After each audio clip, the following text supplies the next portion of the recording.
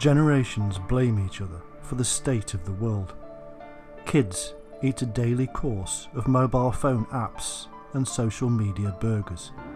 News is reduced to fake, edible sound bites. Television and movie stars are modern-day photoshopped gods. Illusion and delusion are all around us. Marketing magic created to control and manipulate the stupid masses. Reality TV stars are elected and glorified to greater heights as charity and care workers are forgotten. Zombies walk the streets desperate to find a Wi-Fi hotspot and an awesome place to take a selfie. Kids today need to find a safe haven from social media attacks, where their grandparents needed to find bunkers to save them from bombs. Hard times no longer means poverty and starvation.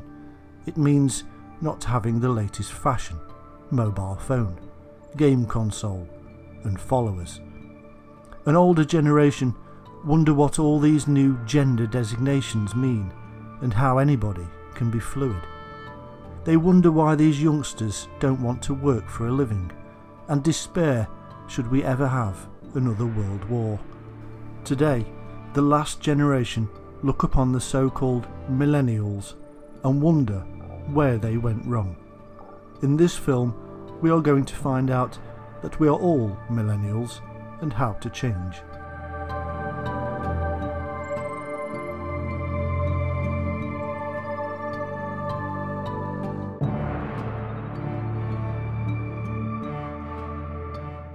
We live in a world of technology that dehumanises us, and we eat addictive food because of the inhuman state and speed of our existence. We end up with a confused mind. Our children are like sponges, and so we have to question, what are we teaching them? In addition to this, political correction has gone mad as we try to rebalance a world of insane effects our system is causing.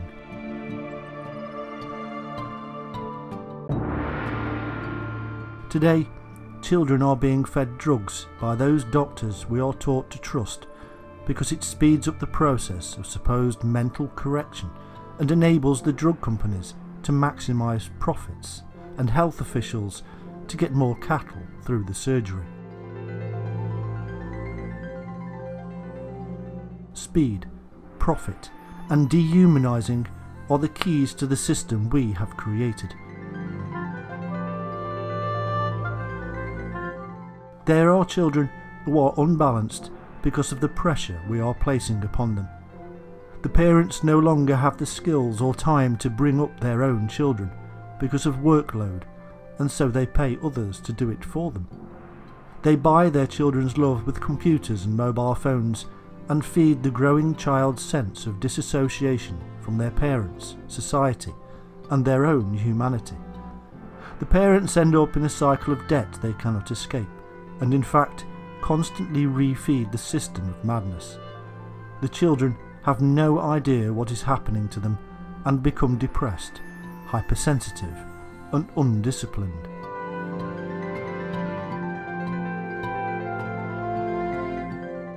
The answer is, as ever, drugs, whether chemical or technological. We pile all manner of chemicals into our children, starting with the fast food and ending in the pharmaceutical giant's drugs.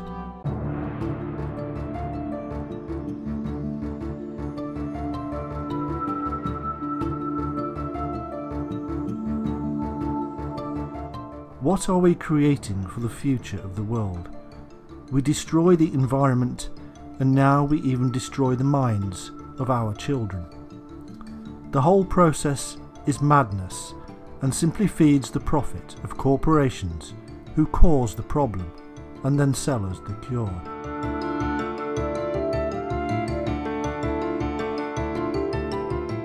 And yet, we cannot be absolved of responsibility, no matter how hard we try. We only have ourselves to blame because we ought to know better. Adults have the free will to learn and gather this knowledge, and yet we would rather spend our hard-earned money gambling, buying more drugs in the form of alcohol, cigarettes, and even illegal substances, and desperately trying to liven up our dull lives with extreme sports or watching the stars parade on television. We prefer to pay thousands in loans to get a huge 4x4, which destroys the environment and places us deeper into the cycle of debt, like a hamster on a wheel. And yet none of it satisfies us, and we ourselves fall into depression, which requires more spending and more drugs. We visit psychologists, priests, and buy all kinds of products to make us feel better, and yet never manage to discover the secret formula for our own happiness. The confused web we spin around ourselves clouds the fact that our happiness will only be found in simplicity, from where we came. Instead, we act like spoilt brats and never grow, learn, or mature. Our children copy, and we increase the depression and problems of the world, and we call it freedom. True freedom is knowledge of this state we are in, and an understanding that we do not need to partake of this food of evil. The human dilemma of imbalance is not new. It is in fact as old as man. The problem today is that the majority of the globe has forgotten, or been led to forget, the simple methods of coming to terms with this duality and correcting it. To fully understand it, we have to go right back to the start, and we may have to get a little metaphysical. In the beginning was the Big Bang. The One divided, undivided, and spewed outwards into chaos. A vast, unimaginable chaotic mess of division started the whole process. In time, all this division began to come back together and form into order.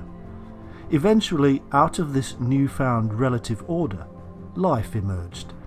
It emerged from the original One, but it could only form where there was the universal, special element of gravity in perfect balance.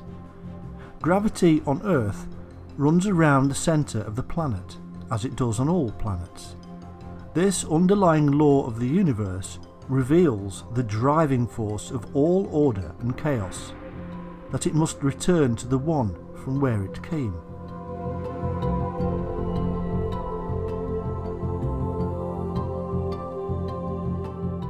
As conscious beings, we feel this intense pull upon our very soul and realise that we are ourselves divided.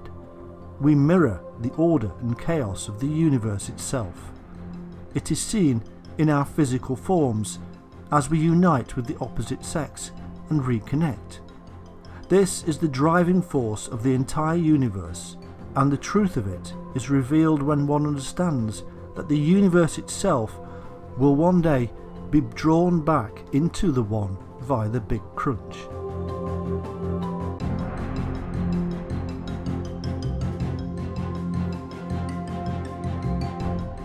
The amazing metaphysical concept of all this is that we can and have become conscious of the drive of the universe itself. We have become aware of God. The reason for this is very simple, because we ourselves are mirrors of this natural universe, because we are in it and of it. We are mini-universes ourselves, and we express this concept in our own nature. The trouble is that we, as relatively recently conscious beings in this universe, are like newborn stars, still in the chaotic state.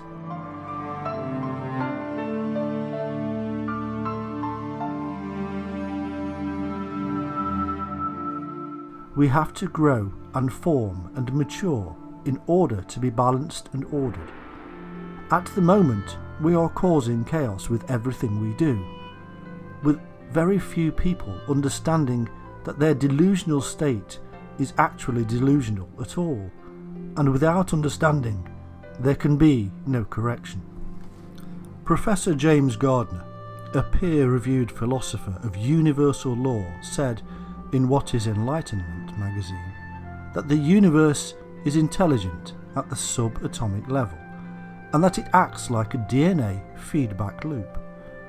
DNA as it instructs cells to grow, is fed back information by the cell at the quantum level, and it then uses this information and sends back further instructions.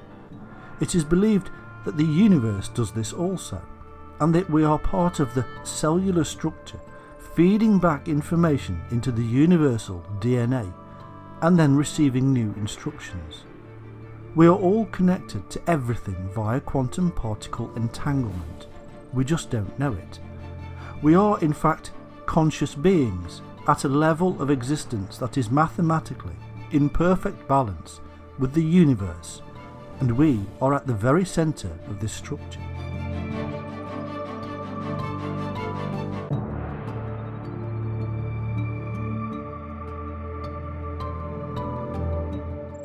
There are as many atoms within us as there are in the stars in the universe. We are perfectly centred in the greater cosmic soup. In fact, it would take as many humans to make the mass of our very own sun as there are atoms within us. And so we are at the very centre of our solar system.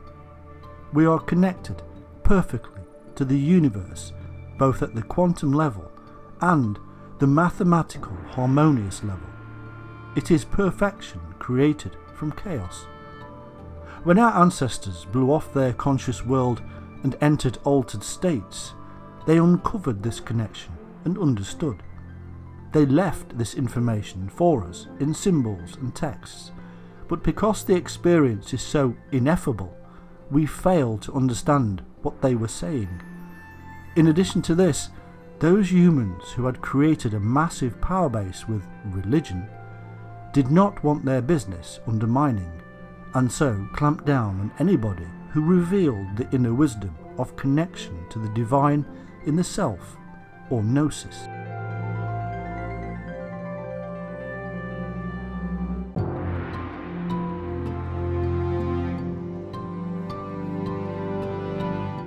In this way, the advancement of understanding was held back, and division, as ever, since grown in the mind of man. Today we have a divided world created by the divided mind of man, which simply wishes to be back to the one. It is consciousness arguing with the unconscious world that is causing this division, for the facts speak for themselves. We are not separate from the universe in which we reside. We are, in fact, at the midpoint of it all, and we are conscious of it.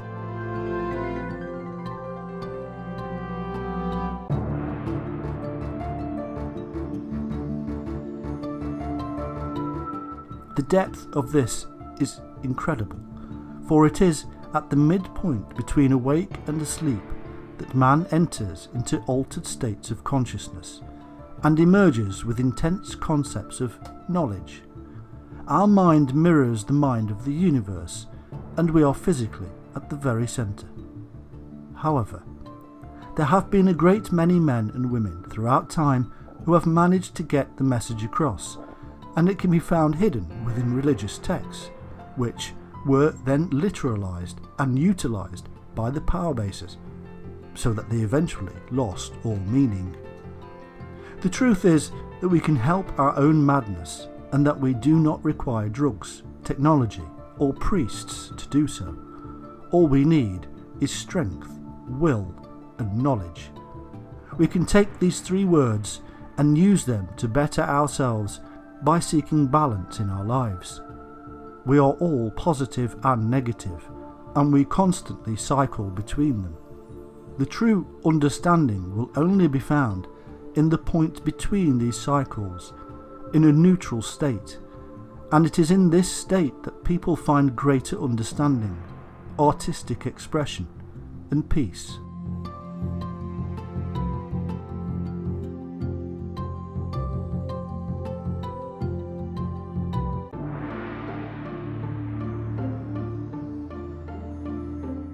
How do we do this? It is simple, and yet seemingly a million miles away from where we are. Every element of your past needs to be understood to be in the past. It is not with you now, unless you make it so. The future too need not be worried about, for worry causes conflict and chaos and tips the balance. Both the past and the future are poles, and if we live in either of them, we are again dividing our mind. To live now is an anagram of own, and it is time that we owned our own lives and stopped shuffling responsibility for ourselves, beliefs, actions, and more on other times, let alone people, states, and religions.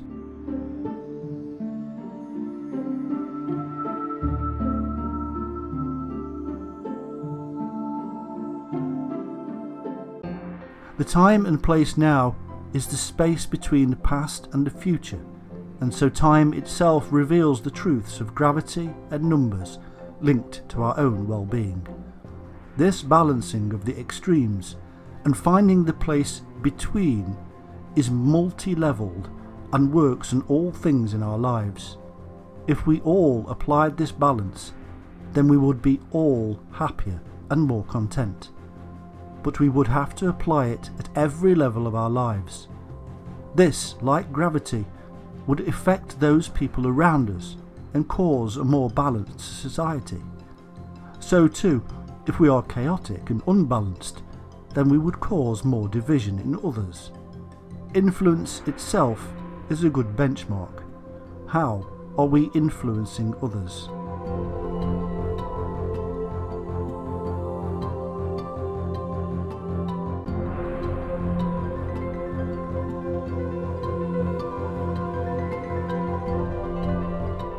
We can cause all kinds of cycles around us, from influencing a cycle in our children with simple things like swearing, to influencing them with love, balanced with discipline.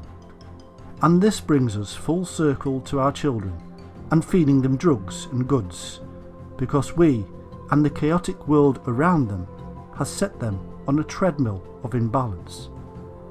They need to know that we love them enough to keep them safe. It's like putting them in a small field when they are small, with a safety fence all around. As they grow, we simply move the fence outwards and make the field larger. We expand their horizons, but still within a safety net. This allows growth, but in a loving and balanced way. Too small a field will restrict growth, and they will learn little. And this is where we get overbearing and overprotective parents. If we fail to place a fence around the field at all, then we have children who unconsciously think they are unloved, and this shadow in the mind will one day emerge. We will see our children running off over into other fields, causing chaos with others, and placing themselves in physical and psychological danger. They will run into the unknown, and before long will land up in trouble that they have not been prepared for. We will then have to go to extreme lengths to bring them back, if indeed we even notice.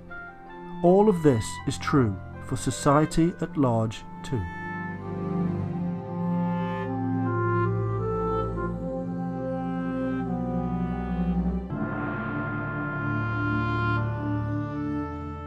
Francis Bacon, the 16th century writer and once Lord Chancellor of England, said in his essay of Goodness and Goodness of Nature, "Sell all thou hast, and give it to the poor, and follow me. But sell not all thou hast, except thou come and follow me." That is, except thou have a vocation wherein thou mayest do as much good with little means as with great. For otherwise in feeding the streams thou driest the fountain. Bacon is showing that no matter how good your intentions may be, if you have not the right knowledge, then you will be like a dry fountain, useless.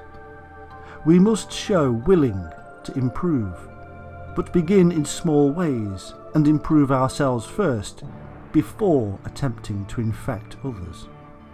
You see, we are really all to blame for the state of affairs, for the environment, for feeding antidepressant drugs to children, for our own psychosis.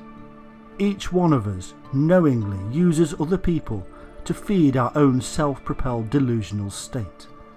For instance, we all know beyond all doubt that Hollywood stars are ordinary human beings, and yet we also know that the majority of them are not happy.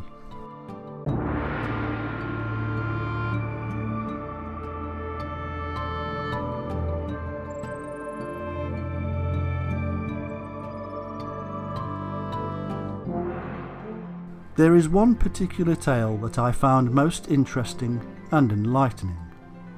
One day, a film producer turned up to work at the studio and went about his daily business.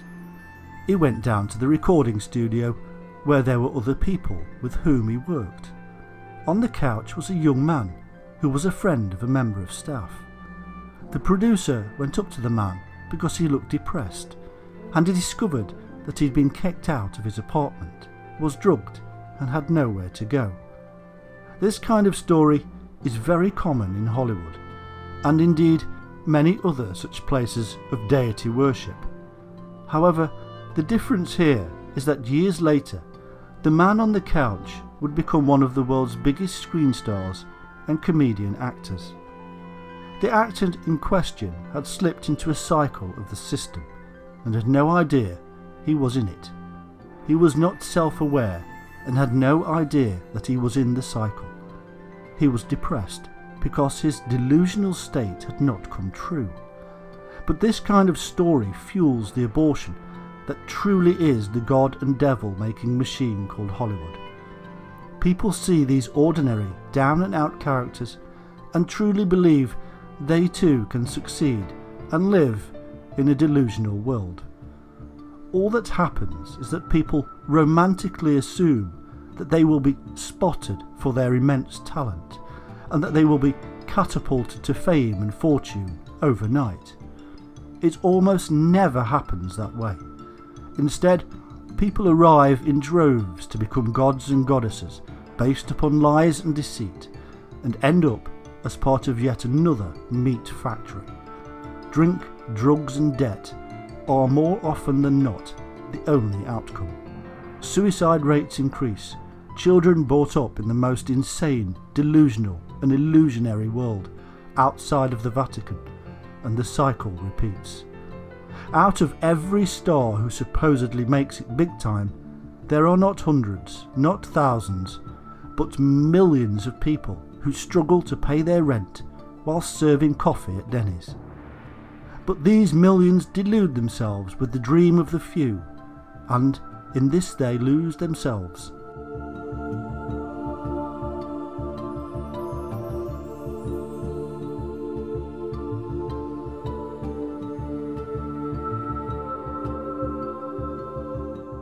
There are two levels of traps in the world.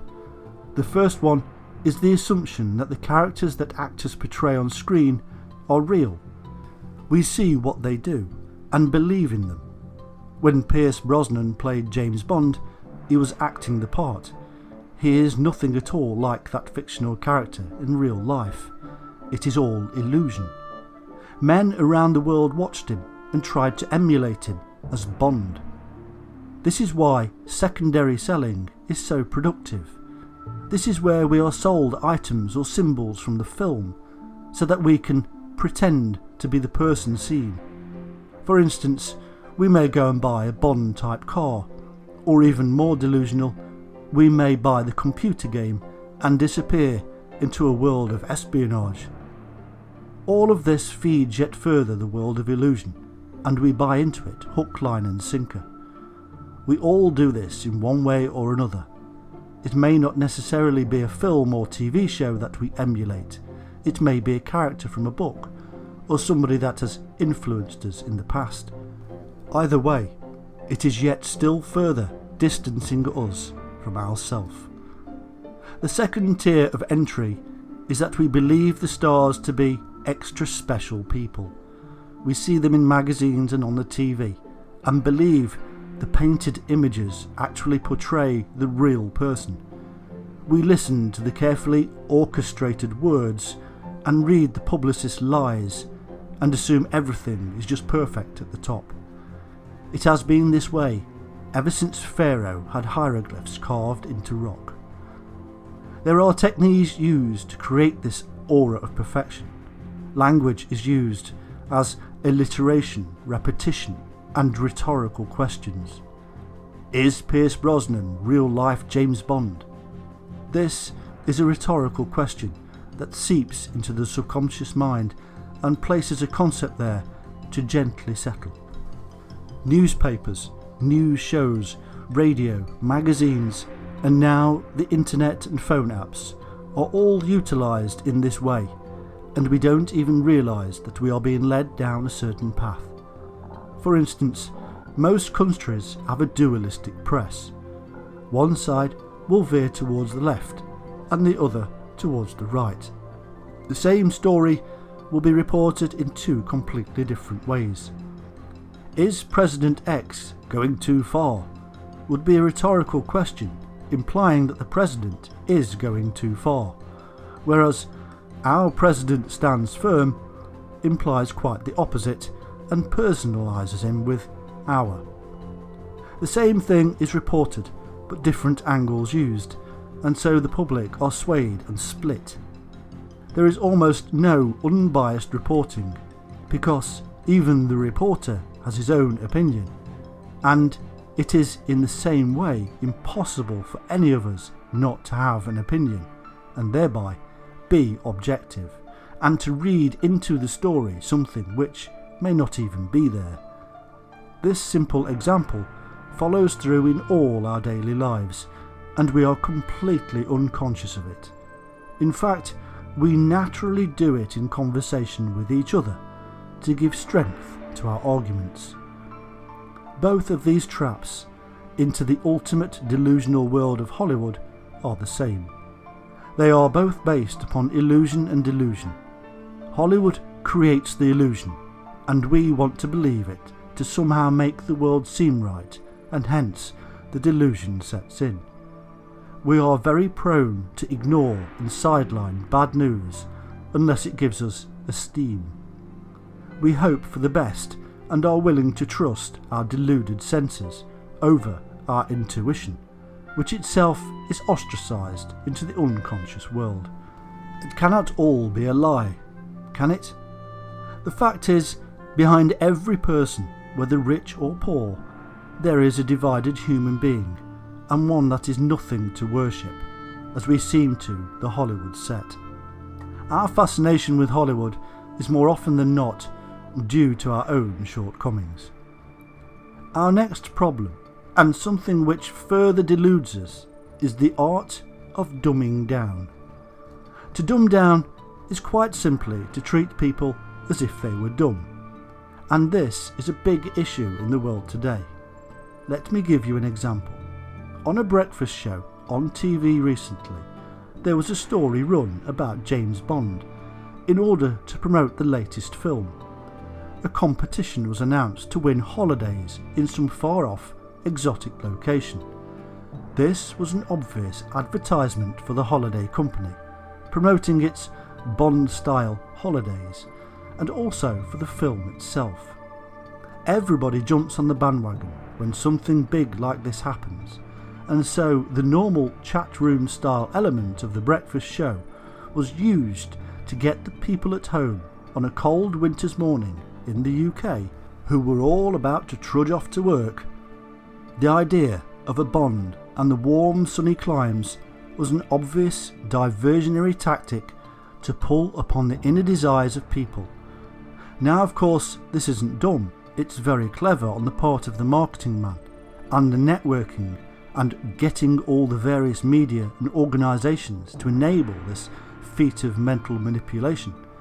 In fact, the dumb element, in my opinion, the insulting part, came when they gave the question, what is the code of James Bond?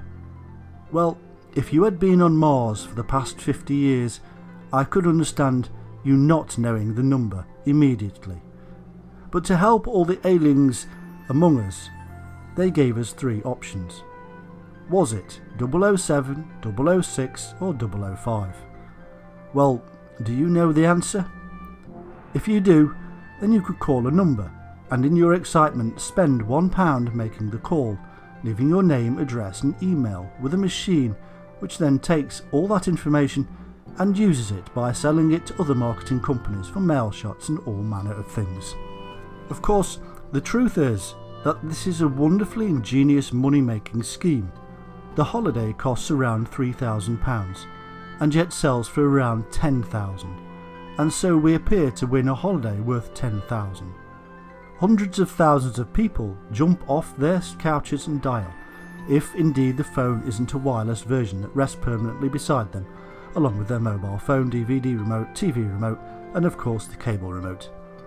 Each call sells at £1, making hundreds of thousands of pounds. The holiday company gets free advertising, Bond gets free advertising, the marketing companies sell on the data and the TV station makes a huge profit. The question is purposefully simple, so that people rush around making calls, spending huge amounts of money. This happens every single day of the year, several times a day. Imagine how much money is being made from stupidly simple competitions like this. Imagine what we could do with such money, like help save dying species for instance. Instead, we hand over our brains and our money to this lowest of rubbish and feed further the machine that dreamt it up. This little tale is a prime example of what is occurring in the world of the media. It is not just within the realms of television that this occurs on radio, in magazines, on the internet, and in direct sales efforts such as telesales and direct mail. We are all constantly bombarded with this inept nonsense. We no longer have to think too hard because all the work is being done for us. The answers to quizzes are easy, the traps set and the gullible beguiled. It seems everybody and everything in the public gaze is now succumbing to these methods. Even our politicians speak to the masses as if they are stupid, and we only have ourselves to blame. You see, there is a reason for all this, and it may be driven by greed, but it is used because of one thing. Because all these simple systems work on the majority of people, from young to old, and the rest of us have to put up with it. This is the lowest common denominator. For instance, we all have to put up with the government that democracy says via votes is the popular choice. The votes are being cast by the same people who rush to their phones and spend millions in the previous example. Is this an intellectual decision? Are we truly getting the government that is best for us? Or are we getting the government that has proven to be the best at spinning a dumbed down message to the masses? I know I am being very naughty here, and I will have to leave that political thought to you. Suffice to say, democracy may be something that we have not really experienced yet. The fact is that whatever the masses are fed upon will be the result of what the masses produce. If we feed animals rubbish all the time, then they will eventually lose strength, energy, die younger, and have reduced brain power. We are doing exactly this to ourselves, and we only have ourselves to blame because we begin the cycle ourselves by watching the programs, reading the magazines, and listening to the radio station. Once trapped into the cycle, we will find it difficult to get out again, because we more than often do not even realise we are in it. Because this banal nonsense works on the masses, we all have no choice but to switch off or join in. There are precious few outlets left for those who know themselves and think for themselves. We are already losing strength and energy, and the masses certainly are experiencing reduced brain power. As governments reduce school targets and the media lower their standards daily to accommodate the buying power of the masses. The brain is a complicated thing, and yet it is what makes us who we are. I can lose a leg or an arm and still be me, but I cannot lose my head and remain me. I can, in fact, lose my head without visiting the guillotine. I can lose myself in the world of others, in the world of the lowest common denominator, and I can become a sheep, preyed upon by wolves. There must be a physical reason behind this loss of self, and indeed there is.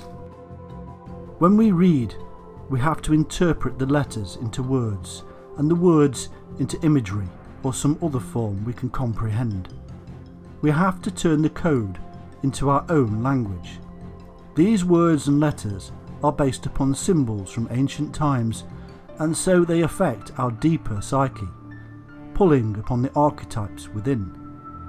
These same archetypes made the symbols thousands of years ago when ancient man carved or painted them into rock.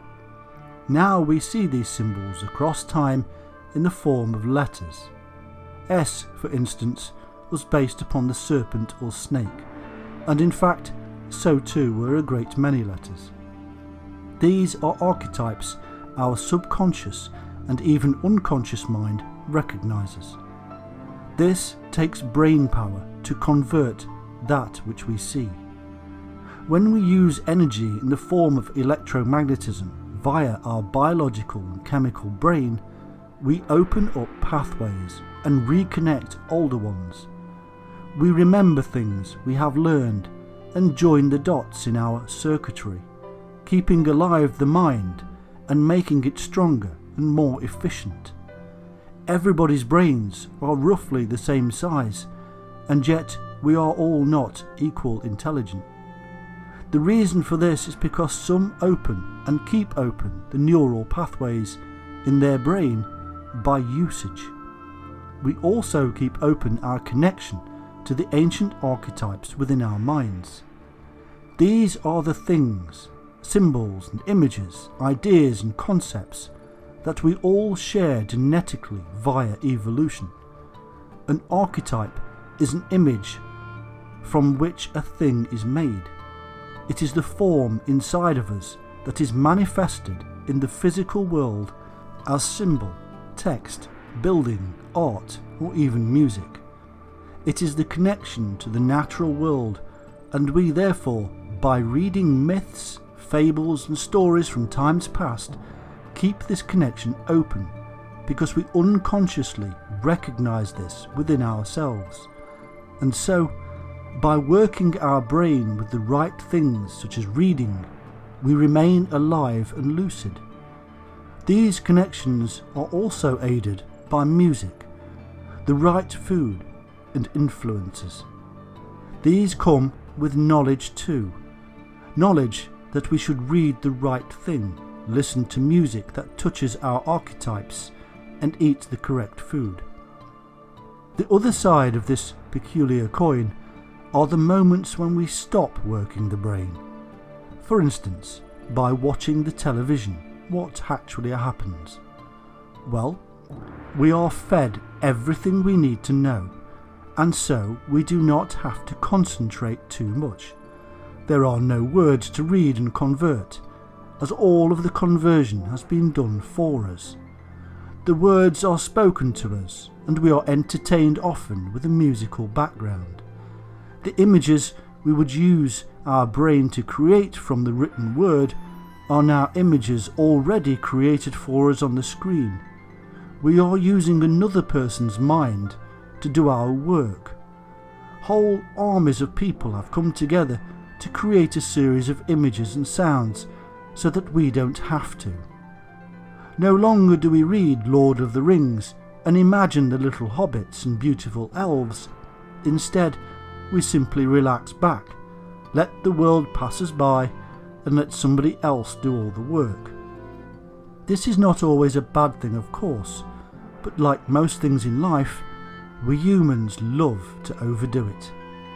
Even our modern news channels dumb down the news into short, accessible bites that we can deal with more easily on a simple level. These short bites are sugar-coated with images, graphs and pretty pictures to further assist our brain, so we don't have to think too deeply. In today's world, There are millions of battles fought daily between marketing men and advertisers, producers and directors, radio hosts and designers, all scrambling around, finding the latest and most advanced method of producing an experience for the people to grab their attention, keep their interest, and form desires leading to actions. Alas, the actions required now are more often than not to spend our money or move us to vote in one way or another. They are manipulations of a brain that is not thinking for itself and therefore will do as it is told. This is why images, sound and feel are all created for us by corporate giants, so that we don't have chance to think for ourselves and therefore follow like lemmings, however subtly this may be. Of course, there is nothing new or different here to what has been happening for an awfully long time. Every Sunday the masses would be crammed like sardines into church, where the priest would read to them. The masses were not allowed to read or learn Latin. This was the role of the elite. Instead, the people had to believe what they were being told.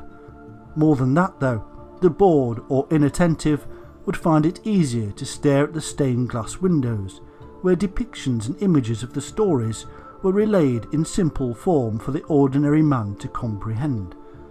Songs were created using repetition and alliteration, ramming the message home, and when we repeated these catchy tunes in our minds, thus distracting us yet again from thinking for ourselves. Man did not have to think for himself and so followed blindly. There is nothing different happening today. Instead of filing into church on Sunday morning, the people wake to the annoyance of the alarm clock, which tells them what to do, and then pour a coffee full of caffeine, the daily fix. Over breakfast, instead of conversing and sharing with their family, they sit like zombies and watch the television, where they are fed yet more rubbish. They are fully prepared for the daily cycle of earn and spend, before they then try to wind down with alcohol and fall asleep watching yet more rubbish, whilst eating junk food. Escape is so easy and yet so difficult. It is easy to say and harder to do. The first dilemma is, how do you even become aware that we are in fact caught in a trap? There are a great many who know all about the trap and yet are happy within it. Think about a rabbit. Let us assume that we have two rabbits in a cage. They seem perfectly happy. They eat the food we placed before them and play with the toys. They happily watch the world go by. Now, let us take one of these rabbits and set it free into the world of nature. Suddenly, the rabbit realizes that it can run free and explore. It can interact with other rabbits and become excited at the new opportunities that this whole new world has placed before him. The rabbit that remains in the cage knows no different, and so is not unhappy. Now let us go back into the wild and catch the freed rabbit. We place it back into its cage, and what do we find? We find a rabbit who now gnaws at the wire, eager and desperate to escape once again. We may also find that this rabbit will influence the caged one and lead to revolution. Similar cycles have been found in the human world at large, when freedom is tasted by the few and spread to the many, causing revolutions on a grand scale. If the world of dumbing down becomes too oppressive for the human nature, then we will have revolution upon our hands. It has happened again and again in the past. Most, if not all, revolutions of mankind's history have been caused by one man or a few men finding freedom and then passing it on to others. They suddenly see, as if in the flash of light, that they have been oppressed by their leaders. Often, in the light of our modern minds, these historical oppressions seem obvious to us now, but at the time it was not so, because the people were living in the cage and not outside of it. Once the rabbit is outside of the cage, the freedom sighted spreads like wildfire, and all the rabbits start gnawing. We may one day have revolution for one reason: nature. This is not nature in the form of countryside. Instead, it is about force. It is the strongest force in the universe because it is the universe. It will, as a force, find balance. Let's look at an example. In the beginning, scientists tell us that there was a Big Bang. There was an initial period of chaos, and then ordered gases and solids began to emerge. Eventually, out of this new order arose life. Nature, the force of the universe, found order and then life. It is life force. The same life force or nature is within each and every living being, plant, animal, mineral, fluid. Well, in fact, there is nowhere it cannot be. We are part of it. If that is the case, then we follow it, because we have precious little choice. However bastardized we have made this force in the human conscious realm with our conscious dabbling, it is still the result of a natural drive. The drive to be alpha dominant, for instance. But examples in nature show us that what is not good for the evolution of the species is eventually driven out or adapted. The dumbing down of the human species on such a wide and mass scale is not good for the evolution of the human race, which has, after all, developed consciousness and free thinking as a result of the forces of nature. Today, billions of humans exist on this planet of ours, and it is growing by the day. We are storing up and creating a human bomb that will one day explode inwardly or outwardly as a result of the oppressive nature of our media and capitalist-led systems. This is no different to why Russia exploded with the Red Revolution, or why the French rose up against the oppressive royalty. Islam uses this scenario as a tool to beat the West, and would only replace it with another form of oppression, in the form of the written word, the Quran. It seems that no matter which period of modern history we wish to look at, the same forms of oppression and dumbing down have been utilised to great extent, whether by government, religion or royalty.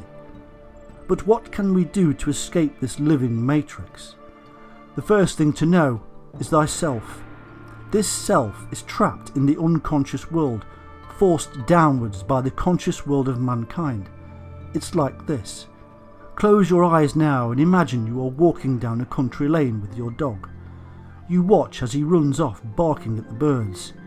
Now open your senses and hear the other noises, the sound of the wind in the trees, the distant cars, the autumn leaves crumbling beneath your feet. Do this while still concentrating on the dog. Now, whilst doing both of these processes, be conscious of everything within your vision. The trees, the branches, every single leaf, the bugs, the blue sky dotted with wispy white clouds, the gravel underfoot, the soil, the fallen trees. Can you possibly hold all this information in your conscious mind all at once? I can't.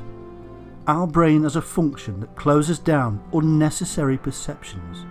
We may be subconsciously aware of these things, but only to send messages to the unconscious world, and often for defence. For instance, we may always be listening out for threats, but the unconscious world is aware of all this, works with it, is driven itself by the forces of nature. The conscious world cannot cope and closes down perceptions. This is why dumbing down humans works so well, because we all have so much to think about and do. There are just too many things for us all to concentrate on, and so we entrap ourselves in the less sensory world, alleviating our minds of the pressure. But this is a false answer to the conundrums, because by allowing our minds to close off even more, we in fact are able to deal with less and less, until eventually we are no better than caged rabbits. The conscious mind needs expansion by feeding it good food that teaches it to cope with the expansion and allows it to be one with the unconscious world, in tune with nature and the force of nature. We need to break out of the cage and run around in the wild like a fluffy-tailed bunny, in a world of freedom.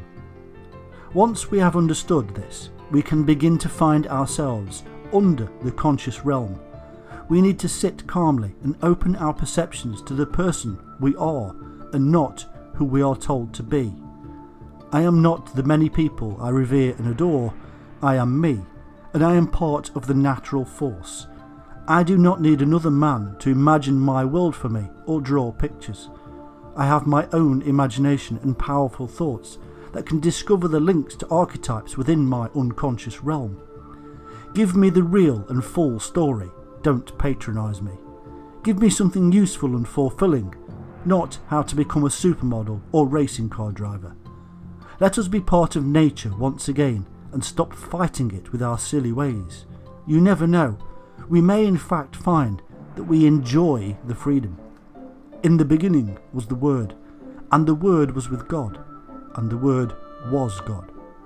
This one perfect and thought-provoking sentence from the Bible has been used for all manner of arguments. If we consider that the force of nature is God, then the Word was the thought visualizing creation. The two were in harmony. There could not have been a creation without the power and force of God, and this force could not have found form within the word or thought. God without instruction from the Word is a force with nothing to do. All of this is relevant to us today, for the exact same process occurs in our own lives. We have the power within us to do a lot, and yet we often fail. We lack the willpower to see a project through or help one another. We do not even realise that this force resides within us, that we have what our ancestors called God inside our own mind. And so, without the realisation of the God within, how can we even think about giving it instructions? The truth is that the God within us is our very self, in connection with and in understanding of the force of nature. Being out of touch with this real side of ourselves and concentrating on the false sides of ourselves simply divides us. So how do we connect to this inner divine? How do we recognise what is truth and what is still false? There is no simple answer to this, because everybody is different. Even some of the greatest philosophers and freethinkers of the world have steered away from giving people a list of ways to find the true self, and others have clouded it in such arcane language that one needs a degree in alchemy to comprehend what is being said. However, there are ways we can help to clear the clutter of our lives, and therefore help us see what is around us more clearly and to find a good mirror. There are many dangers in this process. The first one is simple and yet missed by almost everybody. When you begin the path away from the world built upon desires, greed, lust, envy, and all manner of other deadly sins, then you will leave behind friends and family who will watch you from their world in amazement, often fear, and sometimes jealousy. Often they will say that you are becoming cult-like, as if you had joined the Moonies, but the fact is that the same effects can occur. You will become distanced from them in so many ways that you will in fact be astounded. Let's take an example down an imaginary trip to the mall. We all agree to meet up at the mall in downtown Santa Barbara. Nobody offers to give anybody a ride because we all have our own cars, 4x4s and Jeeps. In this first instance, we are now highlighted to our natural connection because we suddenly feel guilt over the amount of wasted fuel and extra carbon emissions we are all producing for no reason. Being a friendly, caring bunch of people, we never really noticed before, but now we are conscious of the effect upon our greater family, and the result overcome is guilt. We then move into questions of why we bought that damn big machine in the first place, and realise that it was because we wanted to fit into our peer group, look like Tom Cruise, be the alpha male or female, and express our bastardised desires. Once we have recoiled from this shock of what we were before we became enlightenment, we then discover that we actually don't even own the hulking monstrosity, and that we are tied into a decade of repayments that we will now never escape, because the first 8 years will be spent just paying off the interest, and by then we will have extended the period buying another car to keep up with the Joneses. All of this, and we haven't even entered the mall yet. So let's assume we have squared up the sudden shock of what we have done, for no good reason, and have found the willpower inside of us to step out and drive to the mall. Assuming also that we have called a few of our friends and offered to give them a lift. There will probably be a million things running through your head as you now try to assimilate yourself to the world of the road, the signs, the advertising billboards, the crazy, mad, late and desperate people who cut you up while they run headlong around their own personal hamster trap. You somehow feel separate from all this now, as if aloof. You will learn over time not to feel superior, for that feeling is pride, and that always comes before the fall. Instead, you may feel pity, and this will bring other emotions such as the feelings and desire you want to help others escape the rat race. This is energy that must be well harnessed and not wasted. Wait, be patient, build knowledge and true understanding before you waste it, appearing like a mad fool to the rest of society. You will help nobody by simply showing them that they are living a terrible lie, and that it is neither self-fulfilling nor helpful to nature to carry on the way they are. The danger here is despair, that the individual feel completely helpless because they are trapped. Well, they will have to get over it, of course, because we are all, to an extent, but simply pointing out a weakness and not also a strength is negative. Now let's assume that we have managed to arrive at the mall without crashing into that limo carrying the latest plastic surgeon's experiment, and without crying with laughter at the sight telling us that floors can be slippery when wet. We open our door and fall several feet from our all-terrain vehicle that only ever leaves the garage and drives us to the mall and back. Before us are a bewildering array of colourful signs enticing us in, as if we were Pinocchio. If we see the world around us in this lighter way, then it makes living in it much easier. Once we are lured within the sanctum sanctorum, or the shopping arcade, we are met with an onslaught of colour, smells and sounds, a mass of marketing man's dreams and bank manager's nightmares. All around us our senses are being torn apart. Bright, colourful and primal images entice the young, soft, abstract shapes and smells drawing the old, and thumping beats capture the teens. Which way to turn depends on who you are and at what stage in your life you are at. Either way, like cattle, you are emotionally fed into the right stall ready for the slaughter. As somebody who now sees all of this for what it is, a sensory overload of mind and wallet manipulation, you will have a wave of different emotions and thoughts surging through your nervous system. Females will cope with this much better than males in general, because this is more their home than the males. Although in today's world, these roles are merging by the second. The male will walk around constantly aware of dangers and threats, almost taking no interest in the goods. This goes back in evolution to when man would be the protector of the family group. He would have his ear to the ground and his nose in the air. He will be the one watching out for people walking into his woman or child. He will be the one conscious of distant noises, and almost likely he will have gathered where the exit points are long before they need to exit. The woman, on the other hand, is there for the berry picking, gathering fruits and foodstuffs and animal skins for the growing family, and aware that good times don't always last, and so building up the store.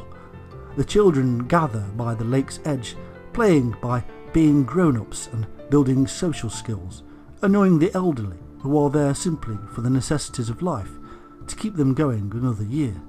Of course, it is not so simple these days, and these evolutionary drives are now fashioned into an even finer role, and we are overgeneralizing substantially in order to make a point. The point is, if you are in a state of heightened awareness, then you will see these things and more for the first time. The walls will collapse and be replaced with trees and clear blue water's edge. The sky will look down upon you, without the always present white streaks from passing 747s, and all around will be half-naked men and women from ancient times thrusting spears into bison and weaving baskets. You will see people for what they really are. There will be no ADHD, no SAD, no anorexia, because people will just be people, with the only issues in life coming from the natural world around them, and not the unnatural world. They will hold dear the cycles of the sun and moon. They will move with the seasons and be at one with the breath of the earth. They will respect their elders for the skills and wisdom gained over the years and hold this knowledge sacred. In a few thousand years, all of this would be lost, and mankind would find itself in a world of utter madness, barbarity, starkness and filth. Modern man has little respect for the earth, for the seasons, for the elderly. Modern man doesn't even give a thought to his own future children, and ruins and rapes the planet as if there will be another one found in a Christmas cracker. And like the rolled up paper we find in every Christmas cracker, this world of man is a bad joke of our own making. But let's proceed. We have now overcome our initial emotions, whether outbursts of laughter or stomach-churning convulsions of repulsion. We all decide to head to the central diner area for a coffee and a muffin. Once there, we snigger at the ridiculously imaginative array of methods used by man to get caffeine stimulant into the body, and so decide on an orange juice instead. We all take a seat. Our new perspective means that we begin to observe what other people actually do. We notice that a couple of friends are distracted watching a member of the opposite sex, who is obviously flaunting his or her wares like a bare-bottomed monkey. For some reason, we find this amusing now. Another friend is jabbering on about some sitcom they watched on the TV last evening, as if it mattered what actors in an imagined world were saying and doing on that box of photonic lies in the corner of the room. You start to frown and tilt your head, wondering what is going on inside their mind. Then compassion sets in, and you remember how, not so long ago, you too were enthused by something that you didn't even consider not to be real, let alone used as a tool to manipulate your thoughts. Strange, you think to yourself, how a perfectly natural form of social interaction has been taken over by an imaginary world created by Hollywood. Eventually, though, the lesson is learned, that an altered state of mind is now radically different to the one left behind. You were born into the world innocent. There was no original sin within you, as the Catholics would have us believe. Instead, we gather sins as we grow, and hand over our lives first to our parents, then to our peers. We almost never think about taking back our own lives. We simply remain on the hamster's wheel, running like crazed rodents without any thought about what would happen if we stopped. Well, now we have stopped, and suddenly we are still, and the whole world is spinning around us. You are God at the centre of the spinning vortex. You watch your friends and family and want to help them take a step and put the brakes on, but you know you can't do it for them, because it is a state of enlightenment that must be achieved by oneself. They must be ready and have airbags fitted for the sudden halt. You walk alone back to the giant machine you call a car. You drive it to the car sales lot and swap it for an eco-friendly, simple machine that is your servant and not the other way around. The decision is made. Today, you will become the king of your domain. Today, you will take back charge of your own life. Today, you will accept the responsibility for your actions and thoughts. Today, you will stop the wheel from turning and step off. This is the first step to finding yourself, being happier with yourself, and being one with the universe itself.